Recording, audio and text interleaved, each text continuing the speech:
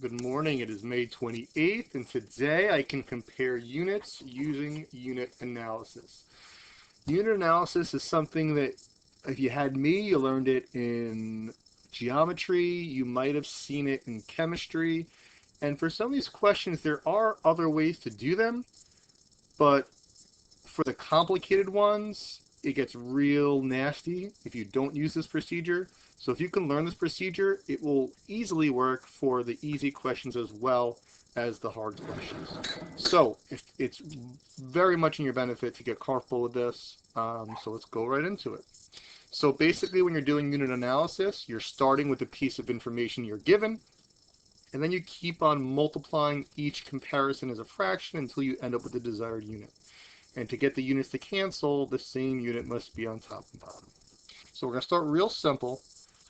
A recipe calls for 6 ounces of flour to make 2 batches of cookies. How many batches of cookies can be made with 18 ounces of flour? So it's giving me 18 ounces of flour. So let's start with 18 ounces. Now I'm going to keep on multiplying until I get my desired unit. So I'm going to look in the problem for ounces. I see ounces here. I'm going from ounces to batches. So because I have ounces on top here, I'm going to put my ounces on bottom, and I'm going from ounces to batches. Now, what does it say the comparison is between ounces and batches? It's 6 ounces for 2 batches. So 6 ounces, 2 batches. Ounces cancel. Now I have batches. It's asking me for batches, so essentially I'm done. Now I need to clean this up. What do I have? Well, on top, I have 18 times 2.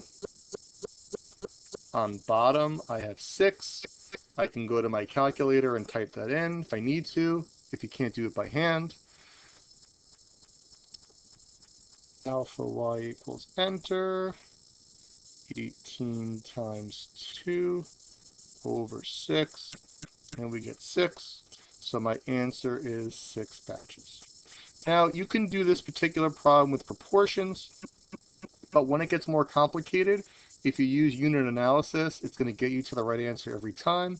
And listen, it takes a little bit of time for students to get this. Again, it's great if you had me for geometry, because then you should remember this pretty well. But once you get it down, again, it's going to make the easy SAT questions on this easy, and it's going to make the hard ones easy as well. So again, you're starting with what you have. If you have 18 ounces of flour, that's the piece of information they're giving you. It's not part of the comparison. Then I always multiply by a fraction.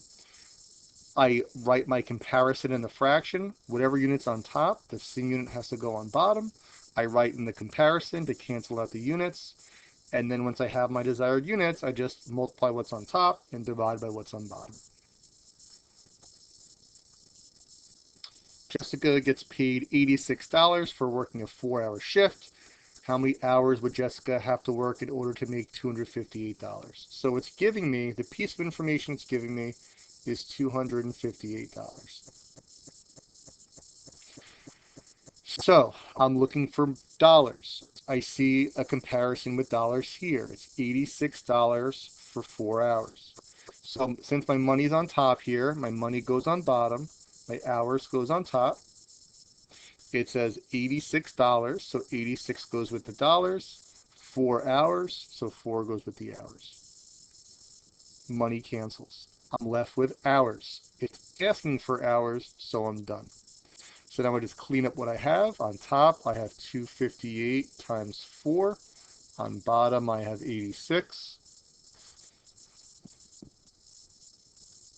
I go to my calculator if I need to. 258 times 4 over 86 is 12. And the unit is hours. And again, you might say, well, I could just use a proportion for this. You can, but again, when it gets more complicated, you're going to want to just use this procedure. So if you just learn this procedure and use this every time you have comparisons, a unit comparison, dollars for hours, for example, this procedure is going to be really nice to use. I want you to try this one on your own. The only hint I'll give you, it's the piece of information it's giving you is 12 minutes. So we're going to start with 12 minutes. And I want you to try this on your own. I'll give you about a minute to do that.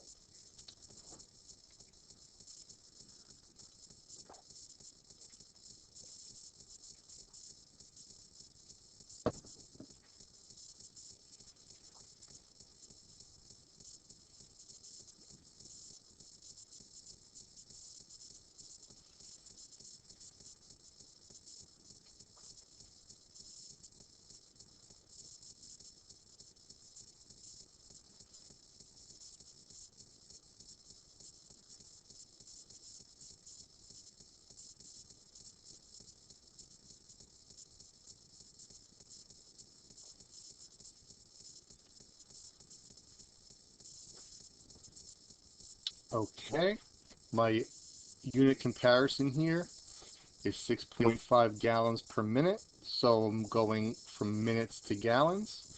Since minutes is on top here, minutes goes on bottom to gallons. It's 6.5 gallons per minute, which means per 1 minute. If it ever says just per a certain unit, then that is 1. Minutes cancel. There's nothing on bottom left, so it's just 12 times 6.5. You can use the calculator if you need to. 12 times 6.5 is 78 gallons. So those are the very simple ones. Now we're going to try and look for ones that are getting a little more complicated.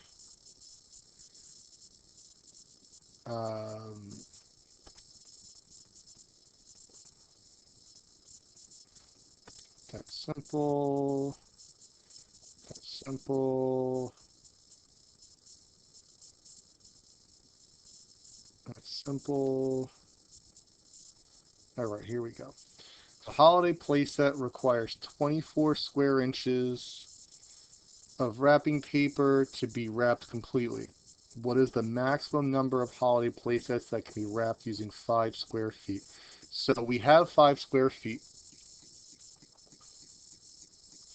So that's what we're going to start with. We're always starting with the piece of information they give me. It's not 5 square feet is this, it's just we have 5 square feet. Now, it wants playsets, so I need to end up with playsets. Right now I have square feet, so I'm looking in the problem for square feet. And the only place I see square feet is here. So I'm going from square feet to square inches. So since square feet's on top, I put square feet on the bottom. And again, I'm changing square feet to square inches. It's 1 square foot, so the 1 goes with the square foot, and the 144 goes with the square inches. Now I have square inches. So I'm looking in the problem for square inches. I see a holiday playset requires 24 square inches. So that means that one holiday playset is 24 square inches. So since square inches is on top, square inches goes on bottom, holiday playset goes on top, 24 square inches, one holiday playset. Square inches cancel.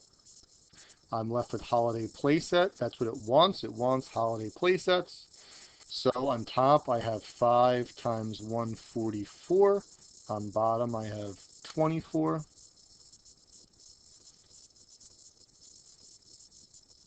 5 times 144 over 24. I have 30 holiday playsets. So you can definitely have more than one fraction when you're doing unit analysis. You just have to take it one unit at a time. I started with square feet, so I had to look for square feet. I was changing square feet to square inches, so I did that there. Then I had square inches. I was changing square inches to holiday playsets. So the square inches went on bottom, holiday playsets went on top, and I went from there. Once I ended up with the unit that I wanted, I just multiply what's on top divided by what's on bottom.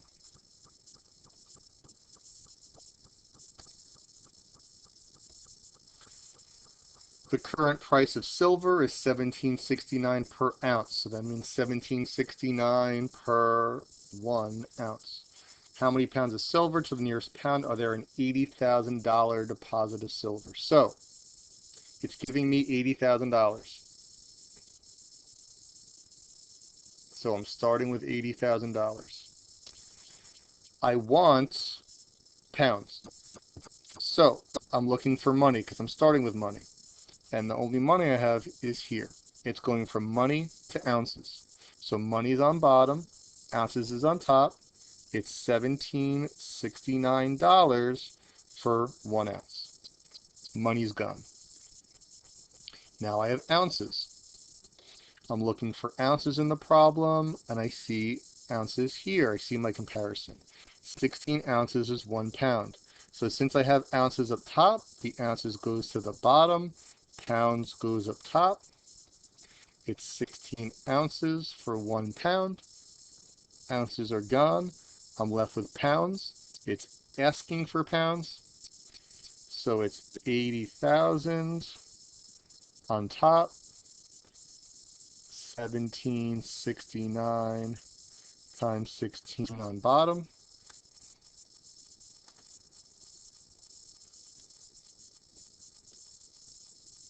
$80,000 on top, 1769 times 16 on bottom, 282 dot dot dot to the nearest pound is 283 pounds.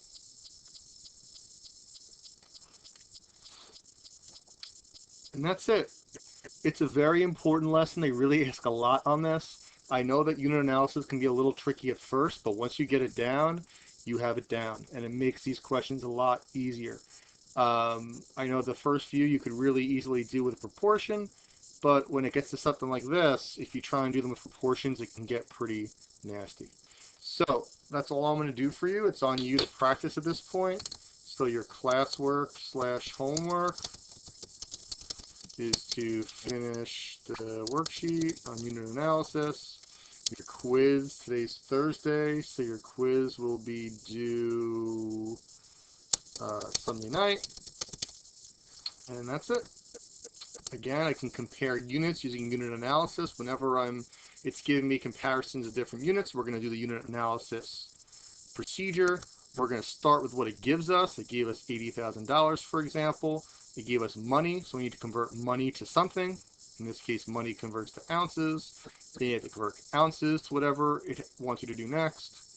And once you've canceled all your units, you just multiply what's on top, divided by what's on bottom. You'll have your answer. Any questions, reach out to me and remind, and I hope everybody has a great day.